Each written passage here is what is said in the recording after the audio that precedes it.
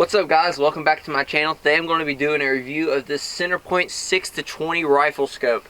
This rifle scope is a Walmart exclusive, so this should be a pretty good review. I know how everybody likes to budget shop, so let's get right into this review.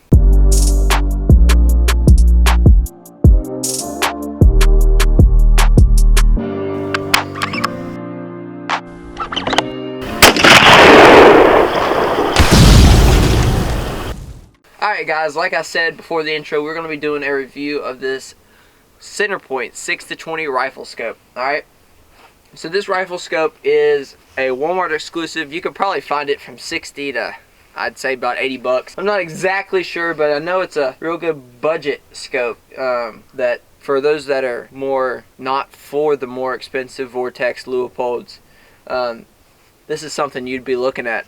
I know a lot of people have a problem with spending $200, $300 on scopes, and they're looking for options where they can find a good quality scope and still not spend crazy amounts of money. So this is probably what you're going to be looking for. Alright, so let me tell you a little bit about the features. There's a focusing ring on the front. This is 50mm, big old wide objective up here. The focusing ring goes from 40 to, no, it goes from 15. The focusing ring up here goes from 15 all the way to infinity. As you're working your way back, you have your turrets. They're capped. Alright, so this is definitely a hunting scope, not a long distance shooting sniper scope, because usually you can tell by those long distance scopes that their turrets aren't capped. They're extruded and easy to manipulate. So this is definitely a hunting scope. I do like how the top of the ring, or the turrets, are flat. So when you're setting this on your rifle, it would be an easy way to level it. And that's always a big deal for me. I like to make sure my crosshairs are straight up and down. No questions asked. Alright, working further back, you have your magnifier. This goes from 6 to 20. And working further back, this has an illuminated reticle. Alright, and I don't really know how I feel about illuminated reticles. I don't think they're that big of a deal, I guess, if you're hunting really low light situations. But this one will do red and green, both of them. Kind of like the True Glows, they all do different colors. And working even further back, you have your more focusing. Alright, so really that's all the features that actually come on this scope, and all the ones that are relevant anyway. Not a lot of people really care about what it's made out of or how black it is black. So let's look at the reticle, and I'll give you guys a look through so you guys can see exactly what it is. I don't know exactly what it's called. I mean, it is a Centerpoint and it is a Walmart brand. It's not like the Vortex has their special reticles, or Primary Arms has the ACSS reticle. I think it's just crosshairs with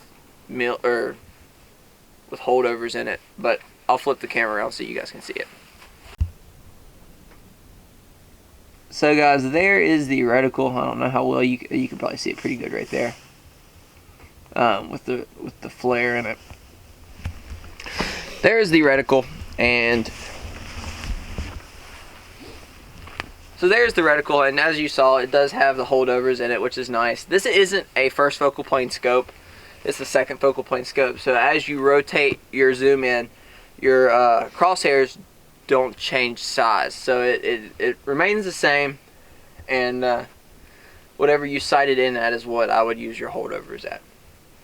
Alright, so basically that's everything in terms of specs and what it looks like.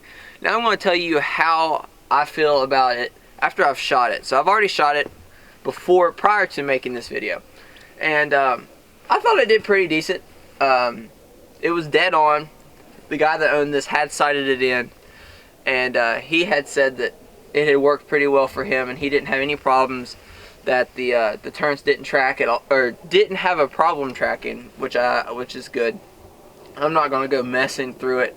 I'm just kind of giving you an overview of the scope and the features that it offers, and to tell you that it has worked. I have shot it. I have shot a group with it. It didn't jar off the recoil of the 6.5 Creedmoor. It did alright, and overall, I definitely recommend it if you're looking for a budget scope and you're looking for a lot of zoom for not a lot of money. 6-20 for like 70, 80 bucks. That's great, right? So I think that about does it for this review, guys. It's short, sweet, and to the point, and told you the features of it. And I would recommend it. I don't like to recommend everything if it doesn't work, and I have seen this work and it works fine. You might have problems with it because it is a $70 scope, and you do get what you pay for. It's not as clear as the Vortex. It's not as nice as the Vortex. You can tell it's cheap, early made. Like there's these plastic pieces up here are not metal. They're not as nice, but it's not a very expensive scope. So give and take. It's all about what you really want. It really has nothing to do with the scope itself. It's about personal preference when it comes to stuff like that. But that about does it, guys. Thanks for watching. Please go like, subscribe, comment. Tell me what you think about the video. Tell me if it was informative, what I missed, what I could have went over, what you would like to hear in these scope videos. I know the scope videos tend to be a little bit shorter because there's not that much to talk about. So that about does it, guys. As always, take someone outdoors, and I'll see y'all next time. Thanks for watching.